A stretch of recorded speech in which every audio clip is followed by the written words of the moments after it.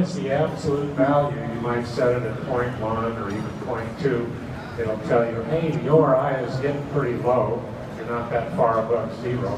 When ORI hits 0, which it has, your set's going to start dropping. The second alarm you set is the rate of change. How fast is it changing? You see, his was nice and linear, but it did accelerate a little bit towards the bottom there. So you have ESCCO. So if you do have the time, do come by and listen to this short demonstration.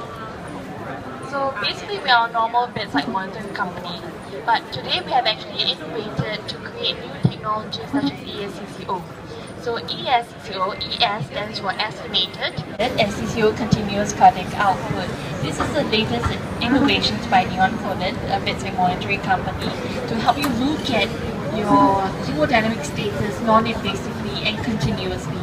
So today we have a setup here that is really simple: 3D ECG, pulse oximeter, and NIBP cuff. So as you can see, her vital signs are on the display right now.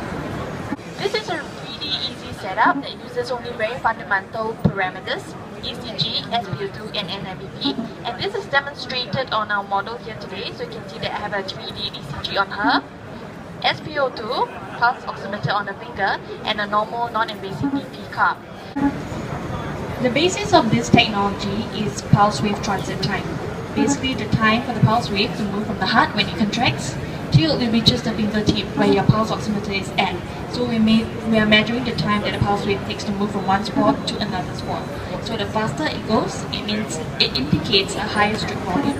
But when it slows it down, it could be because of SVR, because of insufficient preload that will give you a lower stroke volume. So based on this assumption, we're actually monitoring the changes in stroke volume. Okay.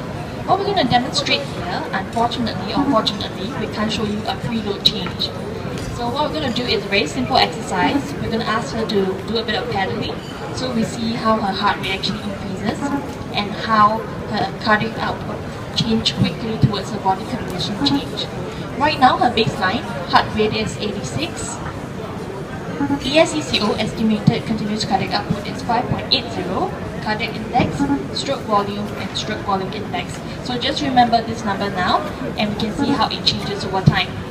So right now she will do a bit of paddling. Her heart rate is 77, and it will go higher and higher, 77, 79, 82, slowly increase until she stops, okay? Cardiac output 5.53, stroke volume 68. As she pedals, 5.67, 5.8, 5.9. So this indicator here also symbolizes the quality of the signal. So of course when she do a bit of paddling, it affects the reading because there's some artifact. But in reality, our patients will not be moving that much. Most of the time for real patients, we would be observing more of a stroke volume. So it's good for you to monitor your preload, because when you're giving fluid, it goes from 50 to 51 or 50 to 61 to 71, and you can actually see how responsive the person is towards your fluid. It's also good for you to actually check a sudden change of body condition. So with just ECG, SpO2, NIBP, nothing invasive, independent of operator, you can actually have this check. So when you have a sudden change from 7 liter cardiac output, it drops to 4.8, you might want to step up to something more aggressive to look at hemodynamic status. So this is probably how we actually hope to improve how you're looking at hemodynamic monitoring non-invasively and continuously with a simple setup and cost effective as well. Over here at the trend, you can have a look. So this is how the cardiac output changes over time. Of course, earlier on that was what the change was at before the demonstration started. So what happened just now was the cardiac output increase. So as she stabilizes down, her cardiac output is likely to go back to her baseline and stabilize. So with just basic parameter, ECG, SpO2, NIBP, completely operated independent, so even the nurses can actually set this one up for you. You can actually have a background check on the hemodynamic status.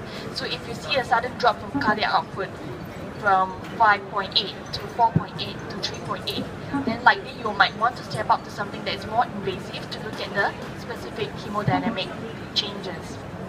So this is just a very short demonstration. If you do have any questions, you can approach any of our staff or come forward and we can take the discussion further. So we hope that this will help to improve how you're looking at monitoring hemodynamics in your facilities. So thank you very much.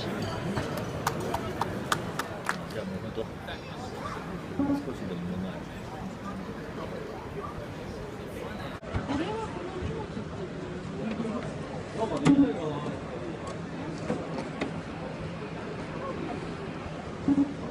カレントで写真2枚ですか。1枚。これ Day5 ですか。Day5。森さんが撮ってたから。自分がつってるのあるから。自分のあれ。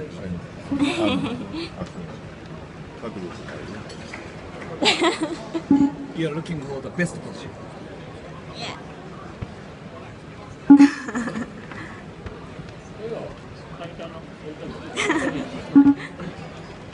はい、いただきます。グレイ。いただきました。いただきます。